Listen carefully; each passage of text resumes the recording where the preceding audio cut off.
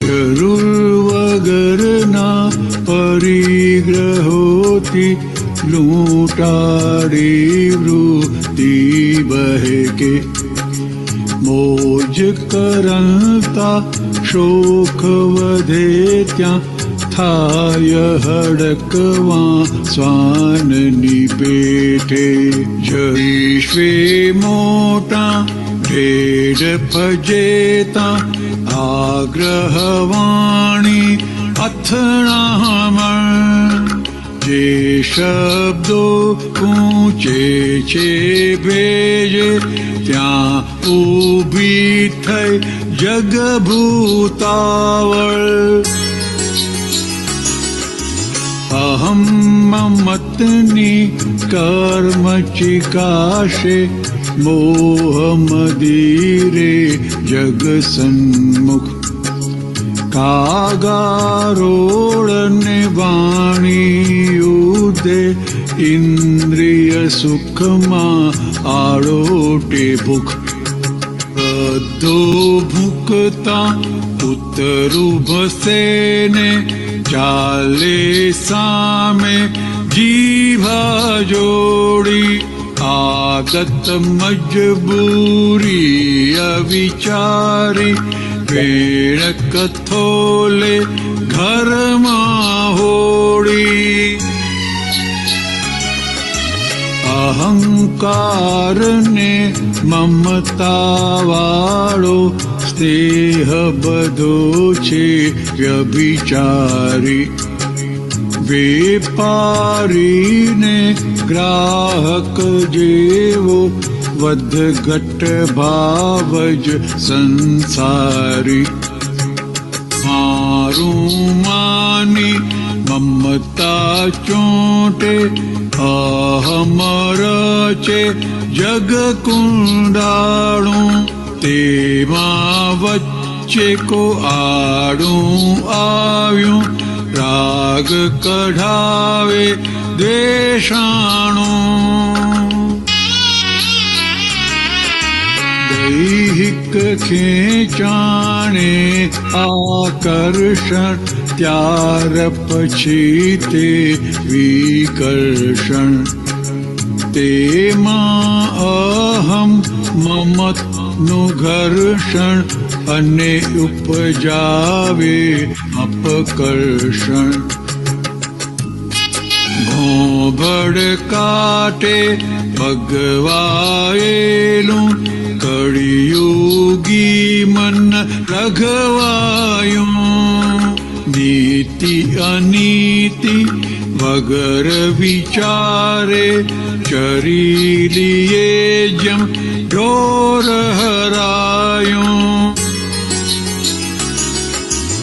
અણહકના લક્ષ્મી વિષયોમાં મરોડ ચતુરા અપધ્યાને લૂંટબાજાળા દુર્ધ્યાનોથી વધે બળતરા ત્રિપાદને. જય સચ્ચિદાનંદ. જય સંતો સાહેબ બોલો.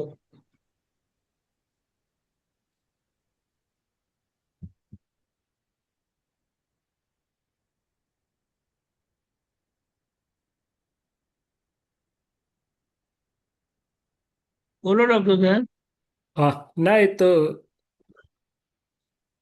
બે વાત છે એમાં. આપણે એક તો અણહકની વાત આવી નીચે, પહેલી એ લઈએ આપણે કે દાદા ભગવાને કહ્યું ને કે ભાઈ અણહકના વિષયો નરકે જવાનું સીધું જ લાયસન્સ છે એમ.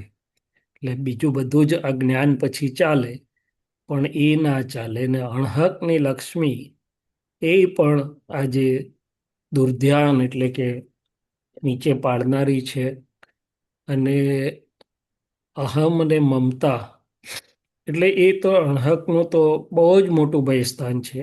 અને બાકીની હમણાં જ આપણે જે સત્સંગ બધો કર્યો કે મમતા અથવા મારું જે માનેલું છે અહમ અને મમતા, ડિસ્ચાર્જ અહંકારને ડિસ્ચાર્જ, ભલે ડિસ્ચાર્જ કહીએ પણ અસરો તો હજી એની બધી ઉભેલી છે, અને એટલી બધી અસરો ઉભેલી છે કે પોતાનું શુદ્ધાત્મા પદ પણ તે વખતે થોડુંક ઢંકાતું હોય છે.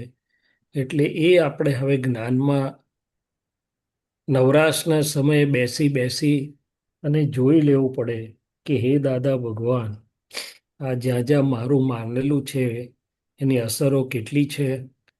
અહંકાર શું વેશ કરે છે, ડિસ્ચાર્જ અહંકાર મને જોવાની શક્તિ આપો વારા ફરતી. એટલે એ હજી, અને હજી મહાત્માઓ થયા આપણે ઘણું સરસ છે, પણ એમાં જો કોઈ ડિસ્ચાર્જમાં નીકળ્યો ને, આ શબ્દો ખૂંચે છે, ભેજે વાળી વાત છે, હજી એ અસરમાંથી હું તો મુક્ત નથી થયો ગીતાબેન. શબ્દ 2 4 5 થોડીક વાર રહે સંયમ ને, પણ જો પછી થયું ને તો વે થઈ પડે છે. શું થઈ પડે છે? એટલે કમાનો હમ બધી છટકી જાય છે. એટલે એ હજી જાગૃતિ માગે છે કે ભાઈ આગ્રહ વાણી અથડામણ, જે શબ્દો ખૂંચે છે, જે ભેજે ત્યાં થઈ જગ ભૂતાવળ. આમ તો અજ્ઞાન દશાની વાત હતી, પણ હજી મહાત્માઓને પણ આ બધું ડિસ્ચાર્જમાં ભલે પણ આ બધું હજી સમજણ અને સમજણથી એનો નિવેડો જરૂરી છે. નહીં તો શું થાય, તો કે જરાક વારમાં ડિસ્ચાર્જમાં આખું વિશ્વ ઊભું થઈ જાય, કે છે સંસાર આખો પાછો બળતો જડતો થોડીક વાર માટે તો ઊભો થઈ જાય, પછી પાછું પ્રજ્ઞા દેવી સમાઈ લે છે, બધું ચોખ્ખું કરી લે છે. પણ આ વસ્તુ છે. અને આ જે હરાયા ઢોરની વાત કરી, એ દાદા ભગવાન આપતો પુત્રો જોડે પણ બહુ સત્સંગ કરતા હતા કે અલ્યા દેખા દેખી કરવા જેવું નથી.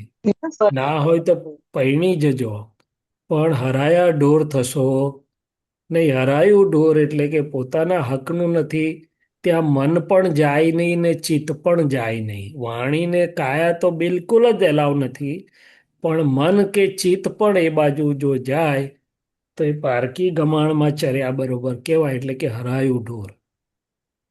એટલે આ બધી વાત આમાં કરી છે. બાકી તો આત્માઓને તો એકંદરે તો બહુ સારી. અને પરિગ્રહ, હવે પરિગ્રહ તો મૂળ પરિગ્રહ દાદાએ છોડાવ્યો છે, કારણ કે હું અને મારું છોડાયું છે. પરંતુ ડિસ્ચાર્જ પરિગ્રહો, હવે એ સ્વાભાવિક વાત છે કે હવે અત્યારે તો ઘણી જગ્યા આપણે જોઈએ છે કે મકાન જો નવું કરવા માંડે ને, તો રહેનારા હોય 2 કે 3 જણ. અત્યારે 3 હોય. દીકરો ક્યારે પૈણીને ફોરેન જતો રહેશે ખબર નથી, પણ બાંધે 6 8 રૂમ. જેટલી એફએસ આવે એટલી બાંધી કાઢો ને એકવાર. કે છે કેમ? તો કે કાકાના છોકરાએ મોટું બાંધ્યું છે ને આપણી પાસે સગવડ છે ને.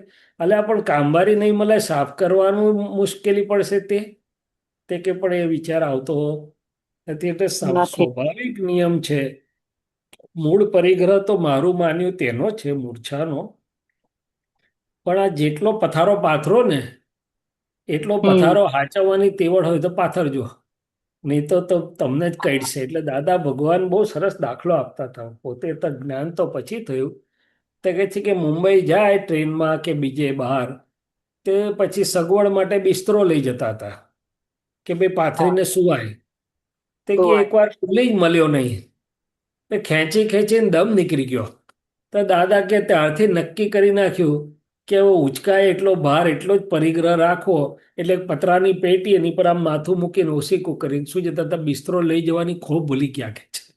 હવે આ કહેવા શું માગે છે કે પરિગ્રહ જ્યારે આપણે પાથરીએ, એટલે પરિગ્રહ એટલે આ રિલેટિવ નીચેની હા ઉતરતી ભાષાની વાત છે હા કે આ હા કર્યું, તે કર્યો, ધંધો મોટો કર્યો, ઘર બધા રૂમો બનાવ્યા, ફલાણું બનાવ્યું, 1માંથી 2 કર્યું, 2માંથી 3. કેમ? તો કે પુણ્ય છે ને, થાય છે. અલ્યા પણ પછી હમ તારે જ વેંઢારવું પડશે, તને કઈ ખ્યાલ છે? એટલે એ વાત કરે છે કે ભાઈ સમજુ માણસો સમજી ગયા. એટલે તો આ તો અક્રમ છે. ક્રમ માર્ગમાં તો હતું તે છોડીને ચાલ્યા ગયા કે ભાઈ આ હા પરિગ્રહના ભૂતળામાંથી ચિત્ત એમાં ફસાય. એ મુક્ત થયા ત્યારે મહાવીર તો બધું બધાએ તીર્થંકરો ને બધાએ છોડીને છૂટી પડ્યું. અમને તો ખરી પડ્યું એમ કે આમાં ક્યાં હમ હલવા. અને આપણે તો હજી અક્રમ છે ને, મજા આવે છે ભાઈ, થાય એટલું કરો ને, પુણ્ય છે ને ભોગવો. અને જેમાં ઇન્ટરેસ્ટ કરો. છે એમાં તો જબરજસ્ત બધું હોય. હે ઇન્ટરેસ્ટ વાળી વસ્તુમાં તો જબરજસ્ત હોય. અરે ઇન્ટરેસ્ટ શું દેખી તો હજી ચાલે બધી હં. દેખાદેખી જબરજસ્ત, જબરજસ્ત પછી દેખાદેખી. પછી પેલા કામ ના કરે ને મન થાકી જાય ચિત્ત થાકે તો ખબર ના હોય ક્યાં હું પડ્યું છે તે હા, યાદે ના રહે ભલું હોય તો. ના રે. હા. એટલે આવું બધું જ્ઞાનીઓ તો બહુ સમજી સમજીને ચાલેલા જગતમાં. હમ. પુણ્ય પાર વગરનું હોય એમનું, પણ પુણ્ય આવી બધી ફેર થઈ ફસામણમાં જાય. વાપર્યું નહીં એમણે. ફસામણ હમ. દેખાઈ જાય એમને, આ બધી ફસામણો દેખાઈ જાય. શું દેખાઈ જાય? હવે દાદા ફસામણ. ભગવાનનું પુણ્ય તો કેટલું ગજબનું પુણ્ય, એટલે રિલેટિવ પુણ્ય બહુ હતું. મોટા કોન્ટ્રાક્ટર હતા અને એમના ભાગમાં પ્રોપર્ટી આવતી હતી બધી, પણ 4 જોડી હમ. કપડાં. મારા તમારા જે ખૂબ ફોર્સ કરીને ભેટો આપી તો એ પાછી આપી દીધી વિધિ કરીને, મારે 4 બસ છે. તો શું જોયું હશે એમને? એટલે આ પરિગ્રહની નીચલી સ્તરની સમજણની વાત કરી. એટલે દાદાએ હા. આપણને સમજાય તો નેસેસિટી અને એક્સેસ. નેસેસિટી છે બધી માન્ય કરીએ છીએ કે ભાઈ દેહને 2 કપડાં જોઈએ, ખાવાનું જોઈએ, હા. પણ જે બધું એક્સેસ લક્ઝરી બધી કરી છે એટલે તું હમ. ફસામણમાં ફસાયો. અને ઈચ્છા કરી એટલે પુણ્ય એ ગટરમાં એ ગઈ ને. પુણ્ય તો ગઈ ગટરમાં, પણ પુણ્ય સિવાય હો ઉપાધિ ઉપાધિ તો વધી. પછી ઘર પુણ્ય સાફ સિવાય. કરવામાંથી નવરો ના થાય શુદ્ધાત્મામાં રહે કારે. હા. હા.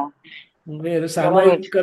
સામાયિક કરવા બે ને ભૂલભૂલમાં ત્યાર ની યાદ આવે પેલી રૂમમાં પેલું બાકી છે, હરકું કરવા પેલી રૂમમાં હા. પેલું પડે, પેલી રૂમમાં પેલું. એમ પેલું પડ્યું છે. ચિત્ત વિખરાય જ ચાલે એ જાય, જ ચાલે સામાન્ય થઈ જાય. વિખરાય જ જાય. હા. બરાબર છે. અહીંયા ઓક્સિજનની ટોટી હોય તોય એને પેલું મગજ તઈ જ ચાલતું હોય કે પેલી રૂમ વસ્તુ નિકાલ કરવાનો છે, જો પેલું આમ છે, પેલું બગડી જશે, તમે કોઈ ધ્યાન નહીં રાખો. એટલે અત્યારે ધ્યાન નથી રાખતા, પછી શું અલા પણ તું જવાનો થયો યાર.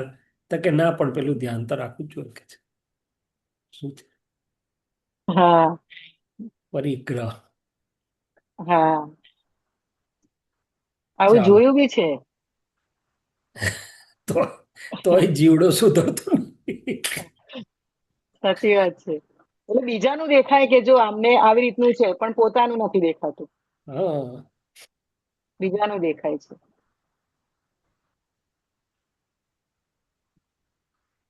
એટલે જેને પોતાનું સુખ ચાખ્યું છે, શુદ્ધાત્માનું સુખ ચાખ્યું છે, એને આ દાદા કે છે ને આ દેહને એટલે મન વાણી કાયાને દેહને ની જરૂરિયાત પૂરતું કુદરત આપી જ દે છે. અને એટલાથી હમ. જરાક એમાં આવી જાય ને તો શુદ્ધાત્મામાં સારી રીતે બધું રહી શકે ને પુણ્ય બી સરખું હા. વપરાય. બરાબર છે. જય સચ્ચિદાનંદ. જય સચ્ચિદાનંદ.